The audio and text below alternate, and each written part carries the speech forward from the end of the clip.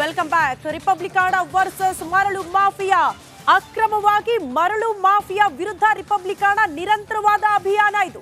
ಕ್ರಮ ಆಗೋ ತನಕ, ಕೃಷ್ಣೆಯ ಒಡಲನ್ನ ಉಳಿಸೋ ತನಕ ಕೂಡ ಯಾವುದೇ ಕಾರಣಕ್ಕೂ ಈ ವರದಿಯನ್ನ ಪ್ರಸಾರ ಮಾಡೋದನ್ನ ನಾವು ನಿಲ್ಲಿಸಲ್ಲ. ಲೋಡು ಅಕ್ರಮ ಮರಳು ಖಾಲಿ ಆಗ್ತಾ ಇದೆ. ಯಾದಗಿರಿ ಮರಳು ಮಾಫಿಯಾ ವಿರುದ್ಧ ರಿಪಬ್ಲಿಕಾನ ಸಮರ ಸಾರ್ತಾ ಇದೆ. ಅಕ್ರಮದ ವಿರುದ್ಧ ರಿಪಬ್ಲಿಕಾನ ಸಮರ. ನಿರಂತರ ವರದಿ ನಂತರ ಎಫ್ಐಆರ್ ದಾಖಲಾಗುತ್ತೆ. ನಾವು 1000 ಹೆಸರು ತೋರಿಸಿದ್ವಿ.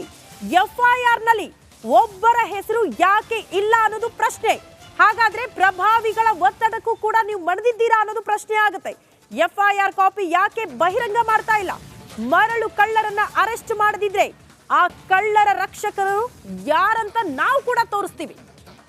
ರಿಪಬ್ಲಿಕಾನ ವರ್ಸಸ್ ಮರಳು ಮಾಫಿಯಾ. ಯಾದಗಿರಿ ಜಿಲ್ಲೆಯಲ್ಲಿ ಉತ್ತರ ಕರ್ನಾಟಕ ಜನರ ಜೀವನಾಡಿ ಕೃಷ್ಣೆಯ ಒಡಲನ್ನ ಯಾವ ರೀತಿ ದಂಧೆಕೋರರು ಬಗೆದು ಲೋಡ್ ಗಟ್ಟಲೆ ಮರಳನ್ನ ಸಾಗಾಟ ಮಾಡ್ತಿದ್ದಾರೆ.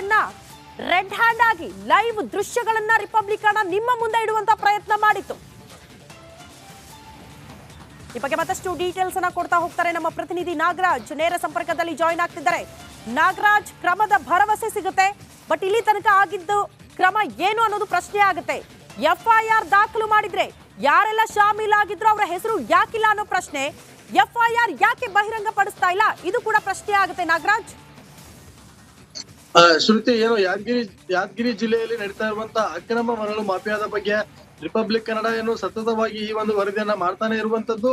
ಆದ್ರೆ ಈ ವರದಿ ಬೆನ್ನಲ್ಲಿ ಏನು ಜಿಲ್ಲಾಡಳಿತ ಎಚ್ಚೆತ್ಕೊಂಡು ಈಗಾಗಲೇ ಫುಲ್ ಅಲರ್ಟ್ ಸಹ ಆಗಿರುವಂತದ್ದು. ಅದ್ರ ಬೆನ್ನಲ್ಲಿ ಏನು ಈಗಾಗಲೇ ಅಕ್ರಮ ಮರಳು ಅಡ್ಡೆಗಳನ್ನ ಸೀಸ್ ಮಾಡುವ ಮೂಲಕ ಅವ್ರ ಮೇಲೆ ಎಫ್ಐಆರ್ ಕೂಡ ದಾಖಲು ಮಾಡುವಂತ ಕೆಲಸ ಆಗಿದೆ. ಆದ್ರೆ ಎಫ್ಐಆರ್ ಏನು ಒಂದು ಆ ಸರ್ವೆ ನಂಬರ್ ಮೇಲೆ ಎಫ್ಐಆರ್ ಆಗಿದೆ. ಆದ್ರೆ ಆ ಒಂದು ಅಕ್ರಮ ನಡೆಸ್ತಿರುವಂತ ಅಡ್ಡೆ ಮಾಲೀಕರ ಮೇಲೆ ಆಗಿರ್ಬೋದು ಮತ್ತು ಈ ಒಂದು ಅಕ್ರಮ ದಂಧೆಕೋರರ ಮೇಲೆ ಯಾವುದೇ ಒಂದು ಎಫ್ಐಆರ್ ಮಾಡುವಂತ ಕೆಲಸ ಆಗಿಲ್ಲ. ಯಾಕಂತಂದ್ರೆ ಇಲ್ಲಿ ಅನ್ನೋನ್ ಅನ್ನುವಂತ ಒಂದು ವ್ಯಕ್ತಿ, ಅಂದ್ರೆ ಅನಾಮಧೇಯ ವ್ಯಕ್ತಿಯ ಮೇಲೆ ಒಂದು ಎಫ್ಐಆರ್ ಮಾಡುವ ಮೂಲಕ ಈ ಒಂದು ಎಫ್ಐಆರ್ ಅನ್ನು ಮಾಡಿರುವಂತದ್ದು. ಆದ್ರೆ ಈ ಒಂದು ಪೊಲೀಸರಿಗೂ ಸಹ ಈ ಒಂದು ಅಕ್ರಮದ ಹಿಂದೆ ಏನು ಒಂದು ಪ್ರಭಾವಿಗಳ ಒತ್ತಡ ಇರ್ಬೋದು ಮತ್ತು ಈ ಒಂದು ದಂಧೆಕೋರರು ಈ ಒಂದು ರೀತಿಯಲ್ಲಿ ಪೊಲೀಸರನ್ನು ಕಟ್ಟಿ ಹಾಕ್ತಿದಾರ ಅನ್ನುವಂತ ಒಂದು ಅನುಮಾನ ಸಹ ಹುಟ್ಕೊಳ್ತಾ ಇರುವಂತದ್ದು. ಯಾಕಂತಂದ್ರೆ ಪೊಲೀಸರು ಒಂದು ಎಫ್ಐಆರ್ ಅನ್ನ ದಾಖಲು ಮಾಡ್ಬೇಕಾದ್ರೆ ಒಂದು ಸ್ಥಳ ಆಗಿರ್ಬೋದು ಮತ್ತು ಒಂದು ಆರೋಪಿಗಳ ಹೆಸರನ್ನ ಉಲ್ಲೇಖ ಮಾಡಿ ಎಫ್ಐಆರ್ ಮಾಡ್ಬೇಕಾಗುತ್ತೆ.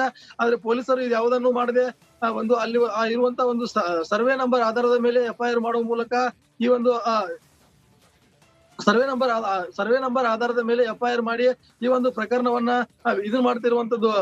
ಶ್ರುತಿ, ಓಕೆ ನಾಗರಾಜ್, ಒಟ್ನಲ್ಲಿ ಭಕ್ಷಕರ ರಕ್ಷಣೆ ಆಗ್ತಾ ಇದೆ ಪ್ರಕರಣದಲ್ಲಿ ಅನ್ನೋದು ಬಹಳ ಸ್ಪಷ್ಟ. ಎಫ್ಐಆರ್ ದಾಖಲು ಮಾಡಿದ್ದೀರಿ ಅಂದ್ರೆ ಹಾಗಾದ್ರೆ ನಿಜಕ್ಕೂ ಈ ದಂಧೆಯಲ್ಲಿ ಭಾಗಿಯಾದವರ ಹೆಸರು ಎಫ್ಐಆರ್ ನಲ್ಲಿ ಇದೆಯಾ? ಎಫ್ಐಆರ್ ಕಾಪಿಯನ್ನ ಹಾಗಿದ್ರೆ ಬಹಿರಂಗ ಪಡಿಸ್ಲಿ. ಏನ್ ಕ್ರಮ ಆಗಿದ್ದೀರಿ ಅನ್ನೋದನ್ನ ತೋರಿಸ್ಬೇಕಲ್ಲ. ಇಲ್ಲ ಅಂದ್ರೆ ನೇರ ಪ್ರಶ್ನೆ, ಭಕ್ಷಕರ ರಕ್ಷಣೆ ನೀವೇ ಮಾಡ್ತಿದ್ದೀರಾ, ನೀವೇ ಇದರಲ್ಲಿ ಶಾಮೀಲಾಗಿದ್ದೀರಾ ಅನ್ನೋದು ಬಹಳ ಸ್ಪಷ್ಟ. ಖಂಡಿತ ಯಾದಗಿರಿ, ಎಸ್ ನಾಗರಾಜ್, ಧನ್ಯವಾದಗಳು, ಮಾಹಿತಿ ಕೊಡ್ತಾ ಇದ್ರಿ. ಯಾದಗಿರಿ ಜಿಲ್ಲೆಯ ಕೃಷ್ಣೆಯ ಒಡಲನ್ನ ಮರಳು ದಂಧೆಕೋರರು ಬಗೆದು ಕೃಷ್ಣೆಯ ಒಡಲನ್ನ ಯಾವ ರೀತಿ ಖಾಲಿ ಮಾಡ್ತಿದ್ದಾರೆ ಅನ್ನೋದನ್ನ ಗಮನಿಸ್ತಾ ಇದ್ವಿ. ಯಾಕೆ ಕೃಷ್ಣೆಯ ಒಡಲು ಬರಿದಾಗಬಾರದು, ಅದನ್ನ ಕಾಪಾಡಿಕೊಳ್ಳುವಂತ ಜವಾಬ್ದಾರಿ ನಮ್ಮೆಲ್ಲರದ್ದು. ಕಾರಣ ಉತ್ತರ ಕರ್ನಾಟಕದ ಜನರ ಜೀವನಾಡಿ ಅಂತ ಹೇಳ್ತಾ ಇದ್ದೀವಿ. ಹಾಗಾಗಿ ಅದರ ರಕ್ಷಣೆ ನಾವೆಲ್ಲರೂ ಕೂಡ ಮಾಡಲೇಬೇಕಾಗುತ್ತೆ.